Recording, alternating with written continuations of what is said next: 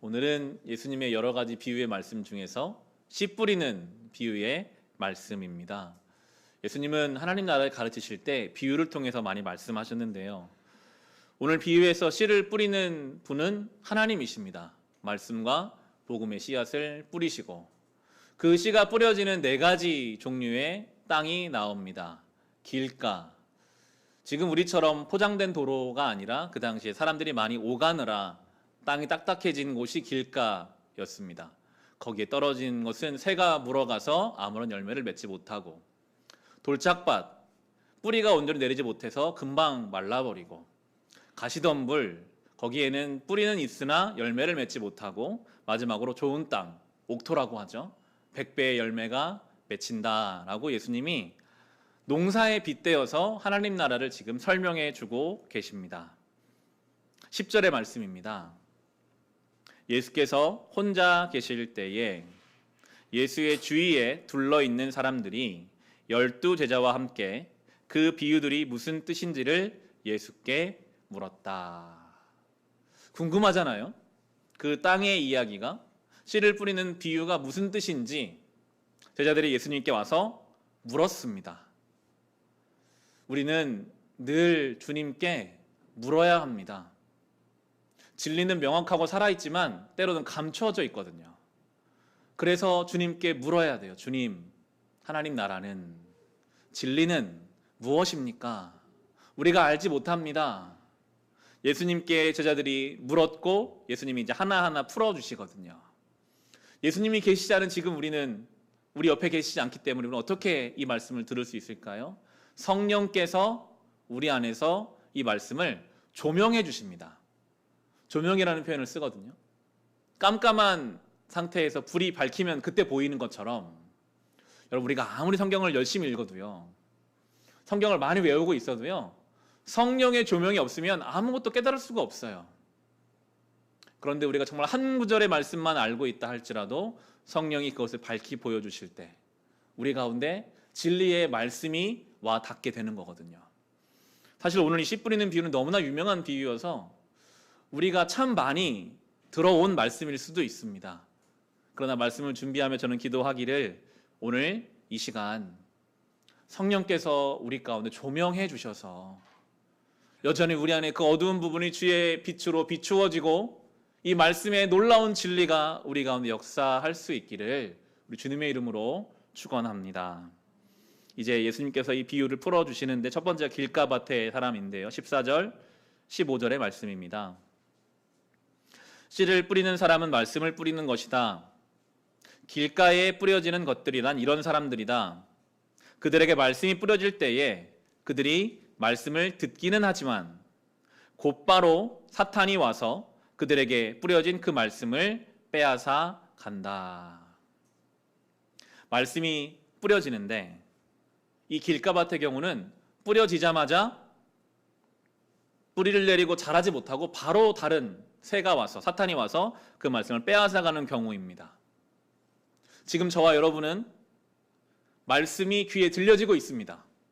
물리적으로 이 공기를 통해서 소리가 들려져요.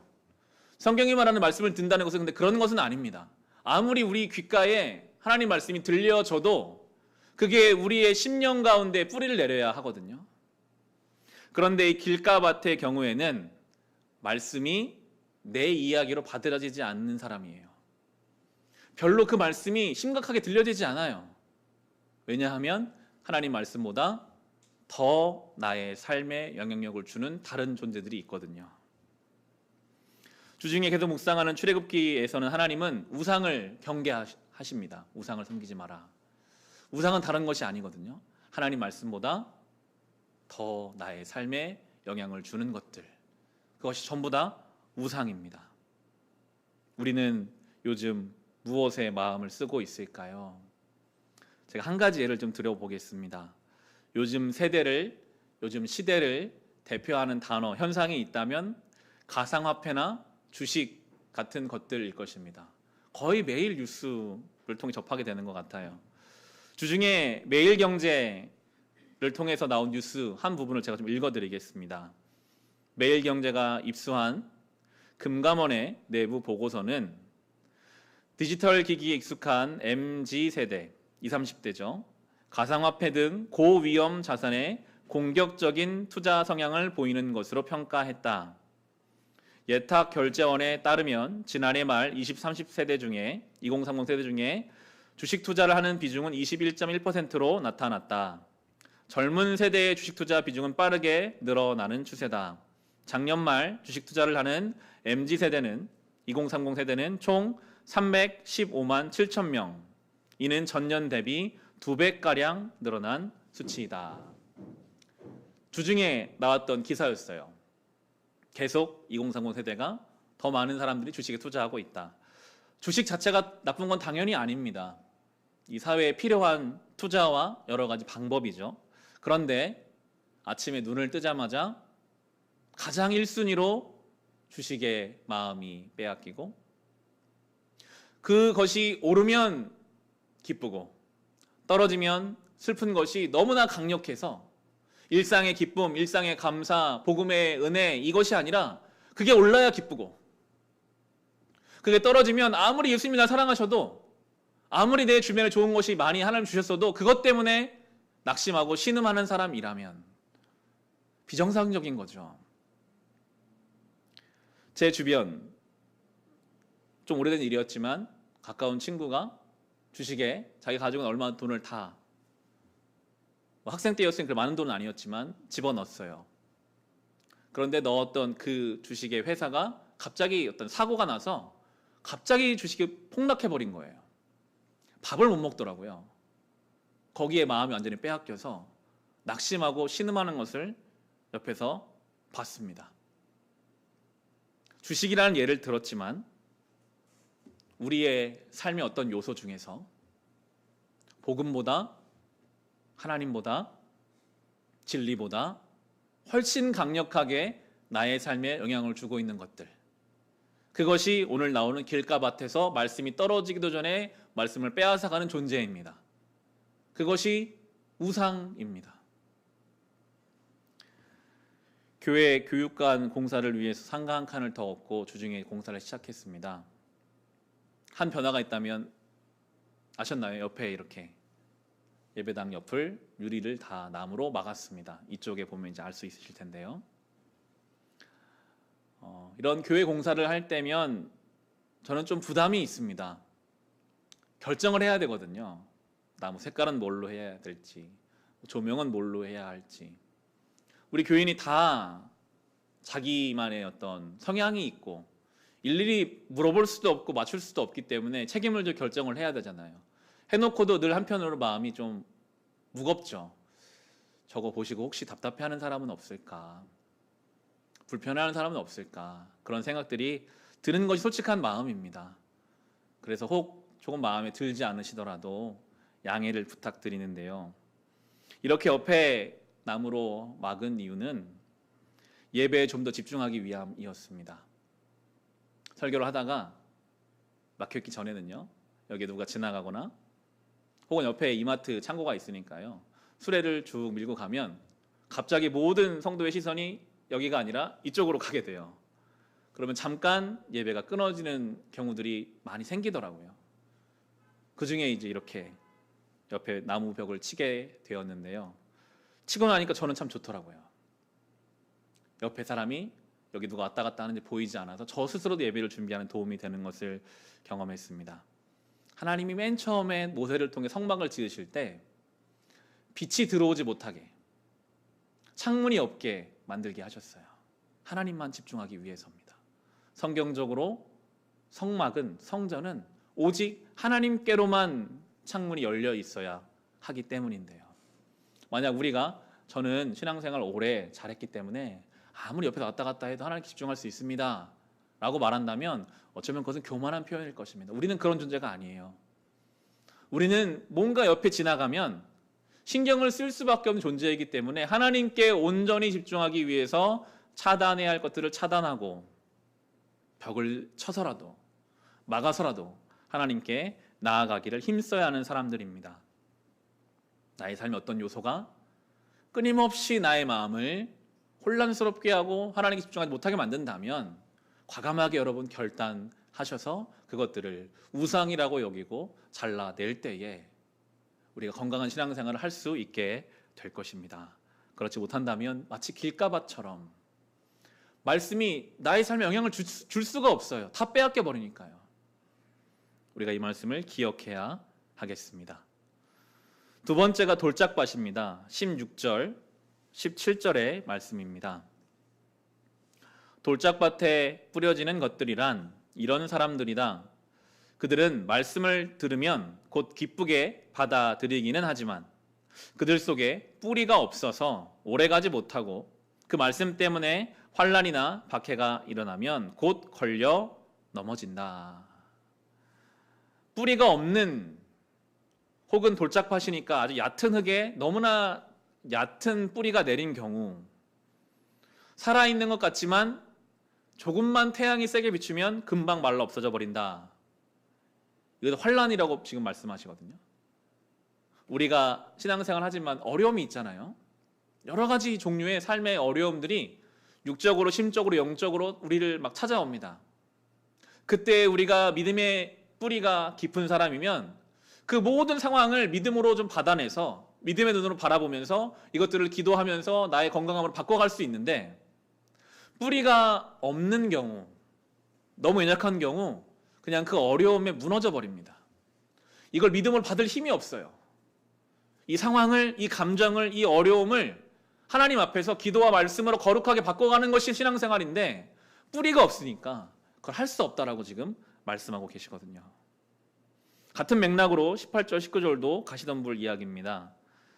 가시덤불 속에 뿌려지는 것들이란 달리 이런 사람들을 가리키는데 그들은 말씀을 듣기는 하지만 세상의 염려와 재물의 유혹과 그 밖에 다른 일에 욕심이 들어와 말씀을 막아서 열매를 맺지 못한다. 돌짝밭과 큰 차이가 없습니다. 살아는 있지만 열매가 전혀 없어요. 그의 믿음의 뿌리보다 세상의 염려, 재물의 유혹, 그 밖에 다른 욕심들이 훨씬 더 강력하게 나의 삶에 영향을 미치기 때문에 열매가 맺혀지지 않습니다. 우리가 신앙생활을 하는데 교회를 다니고 기도도 하고 나름대로 경건생활 하는 것 같은데 나의 삶에 열매가 없다라고 느껴지신다면 내 믿음의 뿌리보다 내 안에 있는 염려, 재물의 유혹, 세상의 욕심이 더 내 속에 깊이 뿌리 박혀 있는 것으로 보고 우리의 삶을 잘 돌아봐야 하는 것입니다. 이 비유를 여기까지 우리가 살펴보면 한 가지 깨닫는 바가 있습니다. 뿌려지는 씨앗은 문제가 아니다. 뿌려지는 복음의 씨앗은, 말씀의 씨앗은 생명력이 있으나 땅이 문제예요. 우리가 문제입니다. 선포되는 말씀, 예수의 복음은 분명한데, 확실한데, 살아있는데 그것을 받아서 뿌리 내려서 열매 맺어야 할 내가 길가밭처럼 딱딱하기도 하고 돌짝밭처럼 너무 뿌리가 약하기도 하고 가시덤불처럼 너무 다른 잡스러운 것들이 많아서 열매를 맺지 못하게 되는 것이기에 옥토로 만들어야 되거든요. 좋은 땅으로 만들어 가야 합니다. 좋은 땅, 옥토라고 말하는 열매를 맺는 그 땅은 사실은 처음부터 좋은 땅은 아니었죠. 그 좋은 땅도 처음에는 길가밭이거나 돌짝밭이거나 가시덤불이었습니다. 좋은 땅을 만든 겁니다. 딱딱한 것을 부드럽게 바꾸고 돌들은 다 골라내고 잡스러운 모든 가시덤불들을 잘라내고 걷어내므로 옥토가 되는 것이거든요. 우리의 신앙생활이는 옥토가 되는 과정일 것입니다. 우리 안에 있는 것들 뒤집어 엎어야 되고 없애야 되고 새롭게 할 것들이 있는 것이죠. 호세아서 10장 12절 앞에 자막이 나옵니다. 제가 읽어드릴게요. 너희 묵은 땅을 기경하라. 지금이 곧 여호와를 찾을 때니 마침내 여호와께서 오사 공의를 비처럼 너희에게 내리시리라. 묵은 땅을 기경하라. 같은 맥락이죠. 어떻게 묵은 땅을 기경할 수 있습니까? 바로 붙어 있잖아요. 여호와를 찾을 때니. 하나님을 찾는 것이 묵은 땅을 기경하는 방법입니다. 땅이 스스로 좋은 땅 될 수는 없잖아요. 농부가 수고해 주셔야 가능한 일이기 때문에 우리가 주님 앞에 엎드리는 것입니다. 주님, 말씀에 집중하지 못하도록 자꾸만 다른 것이 제 안에 들어옵니다. 제가 길가밭과 같습니다. 주님, 저는 믿음의 뿌리가 너무 얕아서 이 삶의 어려움을 좀 믿음으로 받지를 못하고 있습니다. 제 안에 믿음이 아닌 다른 수많은 염려와 욕심들이 신앙의 열매를 맺지 못하게 합니다라고 농부이신 주님께 찾아가는 그 과정이 묵은 땅을 기경하는 것이요. 또한 에스겔서 말씀 앞에 또 있는데요. 하나님 이렇게 약속해 주셨어요. 너희 속에 내 영을 두어 너희가 나의 모든 율례대로 행동하게 하겠다. 그러면 너희가 내 모든 규례를 지키고 실천할 것이다. 그때에는 내가 너희 조상에게 준 땅에서 너희가 살아서 너희는 내 백성이 되고 나는 너희의 하나님이 될 것이다. 하나님께서 우리 속에 당신의 영, 성령을 두심으로 우리로 하여금 딱딱하고 돌이 많고 가시덤불이 무성한 우리를 바꿔주시겠다. 새롭게 하겠다라고 약속해주고 계십니다. 하나님을 찾으라고도 하시고 그리고 성령께서 우리 안에 하신다라고 하시고 두 가지가 좀 달라 보일 수도 있거든요. 내가 열심히 해야 되는 것인가? 아니면 성령이 내 안에서 하시는 것인가? 그런데 이것은 이분법적인 것이 아니라 같은 것입니다. 우리 안에 오늘도 성령이 계신다라는 것을 믿는 사람은 저와 여러분 안에 성령이 계시거든요. 정말 그것을 믿는 사람은 어떻게 살까요?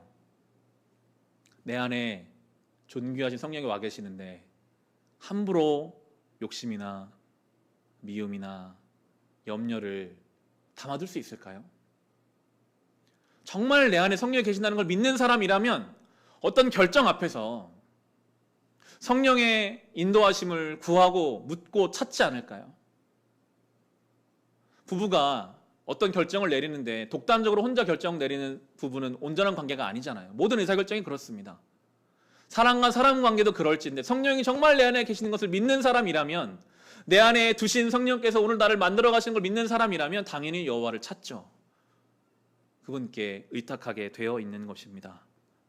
그 과정을 통해서 우리는 좋은 땅이 되어 갑니다. 묵은 땅이 갈아엎어져 갑니다. 하나님 백성이 되어 가는 것입니다. 이제 화요일부터 6월 1일인데요. 6월이 시작됩니다. 6월 1일부터 6월 12일까지는 잠시 우리가 매일 묵상하던 출애굽기를 멈추고 시편 묵상이 진행돼요. 시편 1편부터 12편까지 묵상하는 시간 한 주 반 정도 될 것 같습니다. 시편 1편 말씀이 시작되는데 함께 보기를 원합니다. 우리 시편 1편 오늘 본문을 이렇게 다시 돌아올 거 잡아두시고 시편 1편 한번 가보겠습니다. 구약성경 시편의 1편입니다.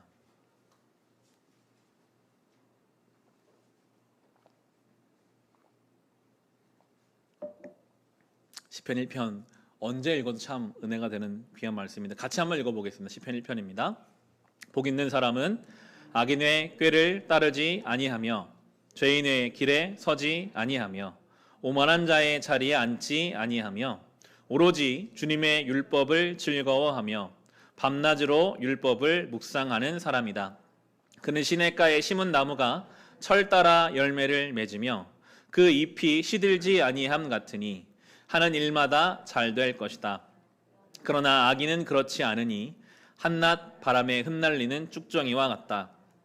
그러므로 악인은 심판받을 때에 몸을 가누지 못하며 죄인은 의인의 모임에 참여하지 못한다. 그렇다. 의인의 길은 주님께서 인정하시지만 악인의 길은 망할 것이다. 아멘. 복 있는 사람을 설명해 줍니다. 세상에서 복 있는 사람, 복권이 무엇입니까? 작은 돈을 투자해서 엄청난 금액이 갑자기 허락되면 복권 당첨됐다라고 합니다. 세상이 말하는 복이죠. 나의 수고보다 나의 노력보다 훨씬 더 큰 금전적인 보상이 있을 때 복된, 복권 당첨이라는 표현을 씁니다. 그런 성경은 전혀 다른 이야기를 하시죠. 복 있는 사람은 악인의 꾀나 세상의 방법이 아니라 하나님 말씀을 날마다 즐거워하며 묵상하는 사람이다. 그는 마치 시냇가에 심은 나무처럼 철을 따라 잎사귀가 마르지 않고 열매를 맺는 인생이다. 하나님의 말씀을 주야로 묵상하는 복 있는 사람에게는 열매를 주신다. 나무로 비유하시는데요. 저는 늘 이 부분에서 그런 생각을 해봐요. 나뭇가지는 우리는 선지식이 있으니까 당연하지만 나뭇가지는 딱딱하고 뾰족하고 어두운 색깔인데 그 나뭇가지에서 피어나는 꽃은 부드럽고 아름답고 그 열매는 생명을 살리거든요. 우리가 한 번도 본 적이 없다면 아마 상상을 못 할 거예요. 저 딱딱하고 어두운 나뭇가지에서 아름다운 꽃이 피고 열매가 맺는다? 근데 하나님이 시냇가에 심은 나무 같은 우리에게 우리 안에 사랑이 있습니까? 마치 딱딱한 나뭇가지처럼 사랑이 없어요. 평안함이 없어요. 감사가 없어요. 우리로서는 그것이 매치가 안 돼요. 그런데 하나님 안에 심겨진 우리는 우리 안에 없는 그 사랑의 꽃을 피우시게 하시겠다. 우리와 전혀 다른 것 같은 그 평안과 감사를 우리 안에 허락해 주시겠다. 그게 복 있는 사람. 하나님 말씀을 날마다 가까이 하는 인생이다라고 말씀하시면서 아기는 전혀 다른데 마치 쭉정이와 같아서 바람이 한번 불면 다 날아가 버리는 것이 세상의 모습이다라고 이렇게 말씀하십니다. 너무나 익숙한 시편 1편이지만 읽고 묵상할 때마다 많은 은혜가 되고 주시는 감동들이 있거든요. 그런데 이러한 말씀을 우리가 혼자서 진득하게 시간을 내 묵상하는 일은 참 어려운 것 같습니다. 이렇게 모여서 함께 묵상하면 할 수 있는데 혼자서는 참 어려워요. 그런 점에 있어서 묵은 땅을 기경하고 우리 안에 성령께 집중하기 위한 교회의 할 일은 말씀 공동체로 살아가기를 힘쓰는 것입니다. 교회가 할 일, 어떻게든지 우리가 만나고 모이고 어떻게든지 어떤 형태로든지 말씀 공동체로서의 삶을 살아가는 것이 묵은 땅을 기경하여 우리를 옥토로 만드는 과정이요, 우리 안에 성령께 우리의 모든 것을 의탁하는 방법인 것입니다. 오늘 주보 안쪽면에 보시면 전도서 4장 12절 말씀이 아래쪽에 나와 있어요. 중간 아래쪽에 파란 글씨로 되어 있죠. 제가 읽어드리겠습니다. 한 사람이면 패하겠거니와 두 사람이면 맞설 수 있나니 세 겹줄은 쉽게 끊어지지 아니하느니라. 말씀 공동체를 생각하면서 늘 이 말씀을 묵상하게 되었습니다. 한 사람이면 패하지만 두 사람이 맞설 수 있다. 근데 왜 세 겹줄입니까? 한 겹줄은 성령께서 감당하시기 때문이죠. 그럼 우리끼리 아무리 말하고 연구해도요, 우리끼리는 선한 것이 없어요. 뭐가 잘 안 돼요. 그런데 우리가 하나님의 명령에 순종하여 그렇게 말씀 공동 살아보려고 할 때 우리도 모르는 새에 한 겹줄을 성령께서 감당하셔서 놀라운 일이 일어나더라고요. 주중에 우리 교회 새로 등록하신 성도님들을 방문해서 신방을 하기도 하고 또 카카오톡을 통해 얼굴을 보면서 성도들과 교제하는 시간들도 좀 갖고 있습니다. 저는 면식이 되어 보이지만 사실은 36살, 많은 나이는 아닙니다. 부모님의 그늘 아래서 큰 어려움 없이 자라서 신학교를 졸업한, 사회 경험도 인생 경험도 참 부족한 사람이죠. 그런 제가 목사라는 이름으로 또 목양이라는 이름으로 성도님들을 만나서 기도의 제목을 듣고 함께 이 신앙의 길을 걸을 때마다 저는 사실 좀 부족함을 많이 느낍니다. 내가 이분들보다 인생 경험도 적고 신앙의 연차도 짧은데 내가 무슨 도움을 얼마나 드릴 수 있을까? 그런 죄송한 마음과 함께 오히려 저에게 주시는 감동이 많아요. 성도들과 대화할 때마다. 문제가 없는 가정은 없는 것 같습니다. 다 만나보면. 그런데 감사한 것은 그 문제가 있으나 믿음으로 살려고 애쓰시는 분들이 많더라고요. 어렵지만 믿음으로 그 시간을 버텨내려고 하고, 염려가 되지만 하나님께 맡겨드리려고 하고, 돌아보니 하나님의 은혜였다라고 찬송하고 감사하고, 그 가운데 저는 많은 위로와 힘과 목회적인 용기를 얻게 되었습니다. 우리가 서로 모여서 삶의 어려움을 나눈다고 뭐가 달라지겠습니까? 그런데 그 안에 성령 역사하시더라고요. 제가 경험합니다. 성령이 이렇게 역사하시는구나. 저는 그렇게 믿습니다. 저에게 주신 그 성령의 감동은 동일하게 성도들의 삶에도 있을 것이다.